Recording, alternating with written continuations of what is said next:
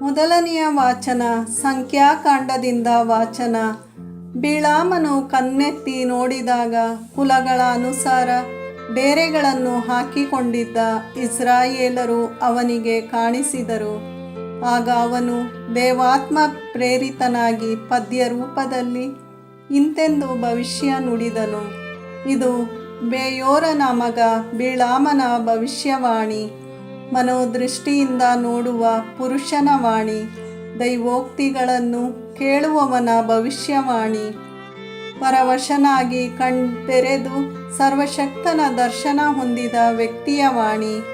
ಯಾಕೋಬ್ಯರೇ, ನಿಮ್ಮ ಡೇರೆಗಳೆಷ್ಟು ರಮ್ಯ, ಇಸ್ರಾಯೇಲರೇ, ನಿಮ್ಮ ನಿವಾಸಗಳೆಷ್ಟು ಸುಂದರ. ಅವಿವೆ ಉದ್ದುದ್ದ ಚಾಚಿಕೊಂಡಿರುವ ಕಣಿವೆಗಳಂತೆ, ನದಿಯ ಬಳಿ ಇರುವ ತೋಟಗಳಂತೆ, ಸರ್ವೇಶ್ವರ ನೆಟ್ಟ ಅಗರು ಮರಗಳಂತೆ, ನೀರ ಬದಿಯ ದೇವದಾರು ವೃಕ್ಷಗಳಂತೆ. ನೀರು ಹರಿಯುತ್ತಲೇ ಇದೆ ಅವರ ಕಪಿಲೆಗಳಿಂದ, ಅವರ ಬಿತ್ತನೆಗೆ ನೀರಿನ ಕೊರತೆ ಎಂಬುವುದಿಲ್ಲ. ಆಗಾಗ್ ರಾಜನಿಗಿಂತ ಶ್ರೇಷ್ಠ ಅವರ ಅರಸ, ಅಭಿವೃದ್ಧಿಯಾಗುತ್ತಿದೆ ಅವರ ರಾಜ್ಯ. ಬಿಳಾಮನು ಪುನಃ ಪದ್ಯ ರೂಪದಲ್ಲಿ ಹೀಗೆಂದನು. ಬೇಯೋರನ ಮಗ ಬಿಳಾಮನು ನುಡಿದ ಭವಿಷ್ಯವಾಣಿ, ಮನೋದೃಷ್ಟಿಯಿಂದ ನೋಡುವ ಪುರುಷನ ವಾಣಿ, ದೈವೋಕ್ತಿಗಳನ್ನು ಕೇಳುವವನ ಭವಿಷ್ಯವಾಣಿ, ಪರಾತ್ಪರನ ಜ್ಞಾನವನ್ನು ಪಡೆದವನ ವಾಣಿ, ಪರವಶನಾಗಿ ಕಣ್ತೆರೆದು ಸರ್ವಶಕ್ತನ ದರ್ಶನ ಹೊಂದಿದ ಭವಿಷ್ಯವಾಣಿ. ಒಬ್ಬಾತನನ್ನು ನೋಡುತ್ತಿದ್ದೇನೆ, ಆತ ಈಗಿನವನಲ್ಲ. ಆತ ಕಾಣಿಸುತ್ತಾನೆ, ಆದರೆ ಸಮೀಪದಲ್ಲಿಲ್ಲ. ನಕ್ಷತ್ರ ಪ್ರಾಯನೊಬ್ಬನು ಉದಯಿಸಿದ್ದಾನೆ ಯಾಕೋಬ ವಂಶದಲ್ಲಿ. ರಾಜದಂಡ ಹಿಡಿದವನು ಕಂಡು ಬಂದಿದ್ದಾನೆ ಇಸ್ರಾಯೇಲರಲ್ಲಿ. ಆತ ಸೀಳಿ ಹಾಕಿದ್ದಾನೆ ಮೋವಾಬ್ಯರ ತಲೆಯನ್ನು, ಕೆಡವಿ ಬಿಟ್ಟಿದ್ದಾನೆ ಯುದ್ಧ ವೀರರೆಲ್ಲರನ್ನು. ಪ್ರಭುವಿನ ವಾಕ್ಯ. ದೇವರಿಗೆ ಕೃತಜ್ಞತೆ ಸಲ್ಲಲಿ. ಕೀರ್ತನೆ. ಶ್ಲೋಕ. ನಿನ್ನ ಮಾರ್ಗವನ್ನು ಪ್ರಭು ನನಗೆ ತೋರಿಸು, ನಿನ್ನ ಮಾರ್ಗವನ್ನು ಪ್ರಭು ನನಗೆ ತೋರಿಸು. ನೀನೊಪ್ಪುವ ಪಥದಲ್ಲಿ ನಾನು ನಡೆಯ ಕಲಿಸು, ಸನ್ಮಾರ್ಗದಲ್ಲಿ ಮುನ್ನಡೆಸೆನ್ನ ದೇವ ಮುಕ್ತಿದಾತ. ಕಲಿಸೆನಗೆ ನಿನಗಾಗಿ ಕಾದಿರುವೆ ಸತತ. ಶ್ಲೋಕ.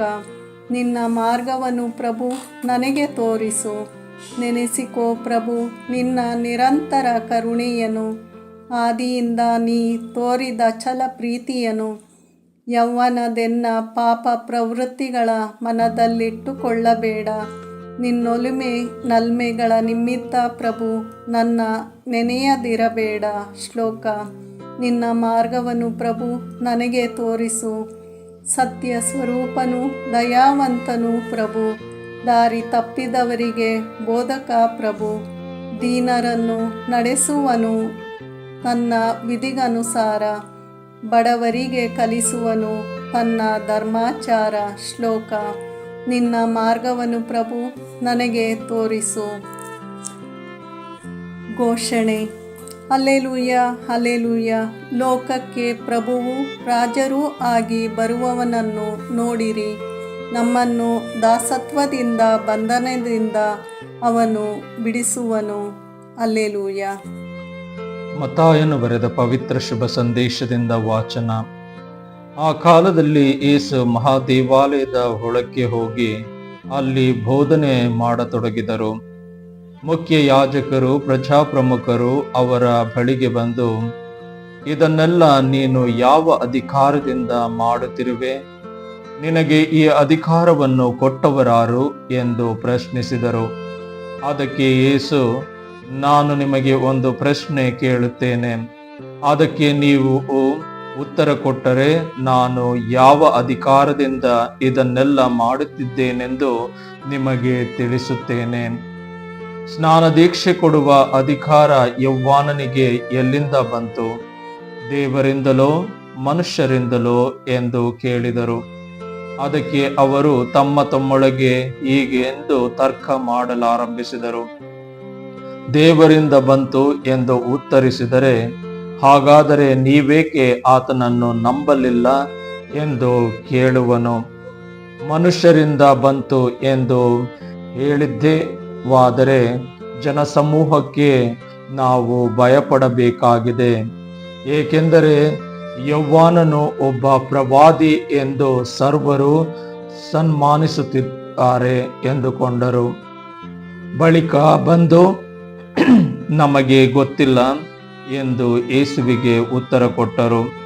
ಆಗ ಯೇಸು, ಹಾಗಾದರೆ ನಾನು ಕೂಡ ಯಾವ ಅಧಿಕಾರದಿಂದ ಇದನ್ನೆಲ್ಲ ಮಾಡುತ್ತಿದ್ದೇನೆಂದು ನಿಮಗೆ ಹೇಳುವುದಿಲ್ಲ ಎಂದರು. ಪ್ರಭುವಿನ ಶುಭ ಸಂದೇಶ. ಕ್ರಿಸ್ತರೇ ನಿಮಗೆ ಸ್ತುತಿ ಸಲ್ಲಲಿ.